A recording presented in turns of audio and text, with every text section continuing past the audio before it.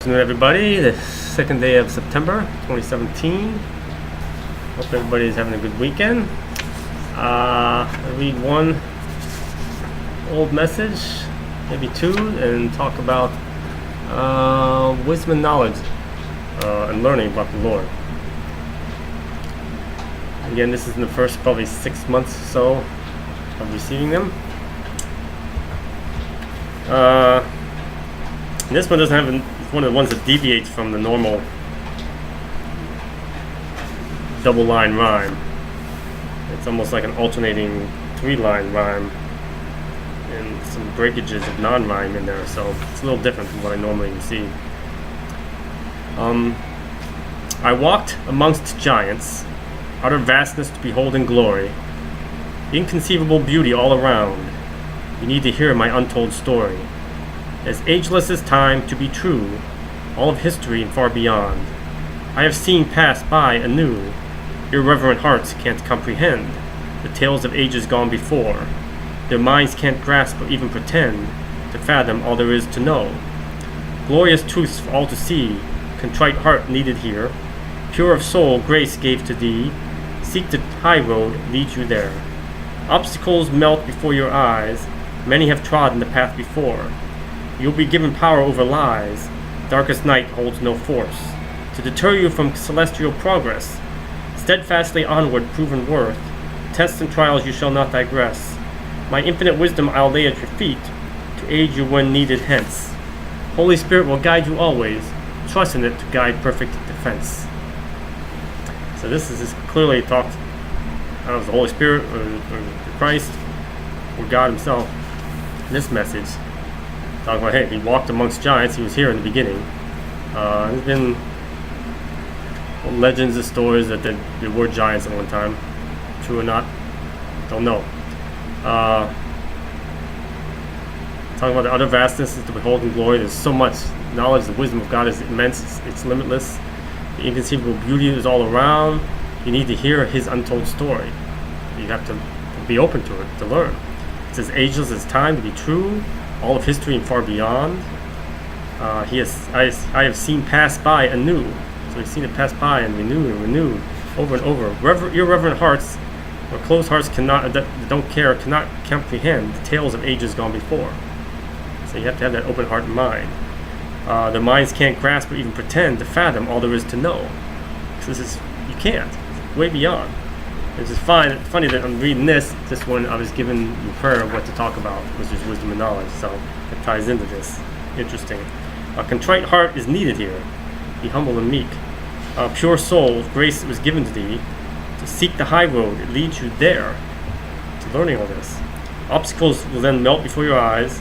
Many have trodden the path before. Many have taken this path. And you will be given power over the lies. And darkest night will have no force as you grow in the spirit. You have no force to deter you from your celestial progress, your spiritual progress. Steadfastly onward, your proven worth. Tests and trials, you shall not digress, you shall not fail, or go backwards. My infinite wisdom I'll lay at your feet to aid you when it's needed. Hence, the Holy Spirit will guide you always. So trust in it to guide, hence your perfect defense. So that's interesting. What I'm talking about today is wisdom and knowledge. Tell us is infinite knowledge. If you take all that there is to know that mankind's accumulated, and you take all the individual wisdom and knowledge of each person that's ever existed in history, and pile it all together, and put it in the middle of the vastness of the universe, and there may be more than one universe, I don't know, and we don't know how big it is, it's infinite. If you put it right in the middle, it wouldn't even fill up a thimble. That's how little we know. So there's people out there that think they know a lot, they don't know squat. And we go through life early on in school learning a lot of facts and figures and stuff to help us in life or in a career or whatever. But then after you learn that, none of that stuff is going to help you spiritually or help you when you leave this world. It's all left behind. So after you've learned that stuff, you need to start focusing on learning about him and growing in spirit and learning about spiritual stuff. That's what's going to be needed. That's what's going to take you further to the next level. But you have to have that open mind. You have to seek it, and you will find it. You have to ask for it, and you will receive it. Then when you get to the end, when you knock on that door, they'll be open to you because, hey, you didn't waste your time on not learning spiritual stuff. But it's your choice. You say, hey, like school, I get through first grade, that's it, I don't want to learn anymore. Nothing else beyond that is true. 1 + 1 = 2, + 2 = 4, and so forth. Addition, subtraction, I'm sorry, that's it. Multiplication, division, that's false. I don't believe it. That's your choice. But there's infinite knowledge and wisdom of God that's out there to learn about. So you'll never stop. Even when you get to heaven, you don't stop learning. You still learn. You grow as you grow in light. And now you're unobstructed by negative stuff in the physical world. But it's your choice. So that's why you ask for discernment of His wisdom and knowledge. And again, that's what Solomon, I've talked about this before, is what Solomon screwed up on. God asked him, what can I give you? He wanted wisdom and knowledge. And He gave it to him. But he asked the wrong question. He got his own wisdom knowledge of the physical world. And that he failed, it wasn't good enough. He got led astray and got corrupted and started worshiping his foreign wives, gods, and idols. He just got led astray easily because he asked the wrong question, which I did as well. And my daughter said, hey, I didn't know at the time, it was her, said, you asked the wrong question. You need to ask for His wisdom and knowledge. In other words, to see things in His infinite wisdom and knowledge, His perfect wisdom and knowledge, His uncorrupted, unobstructed, clear, pure, not wisdom and knowledge. So you ask to receive that. You can see it's like the difference between being in the middle of a dark forest, trying to see things, you see them with your wisdom and knowledge, or being lifted up above and looking down on everything from His wisdom and knowledge, from His viewpoint. Big difference.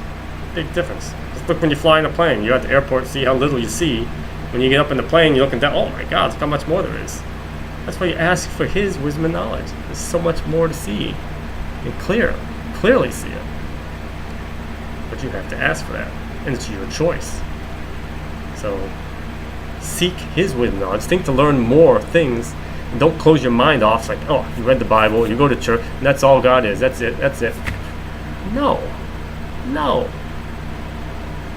You're putting limitations on God. It's like, yep, that's all there is about God. That's all there is to learn. I know it all. There's nothing more.